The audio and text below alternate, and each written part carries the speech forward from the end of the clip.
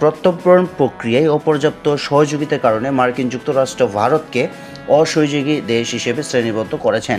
US immigration and customs enforcement agency ICE দাবি করেছেন যে ভারত সাক্ষাৎকারের সুবিধার্থে সময়মতো ভ্রমণ নথি সরবরাহ করতে এবং নির্ধারিত ফ্লাইটে তার নাগরিকদের প্রত্যাবর্তন নিশ্চিত করতে প্রয়োজনীয় সহায়তা প্রদান করেননি।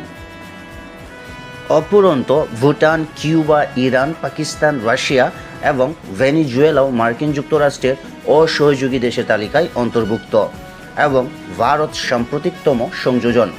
আইসিই 1.45 মিলিয়ন অনথিভুক্ত অভিবাসীদের নির্বাসনের পরিকল্পনা গ্রহণ করেছেন, যাদের মধ্যে প্রায় 18,000 ভারতীয় নাগরিক রয়েছেন।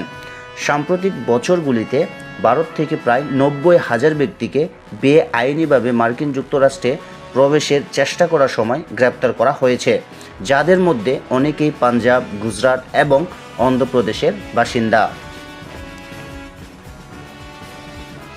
প্রত্যর্পণের বিষয়ে ভারতকে অসহযোগী দেশ হিসেবে মার্কিন উপাধি মার্কিন যুক্তরাষ্ট্র এবং ভারতের মধ্যে উত্তেজনা সৃষ্টি করতে পারে, সম্ভাব্য কূটনৈতিক, অর্থনৈতিক এবং নিরাপত্তার সহযোগিতাকে প্রভাবিত করতে পারে।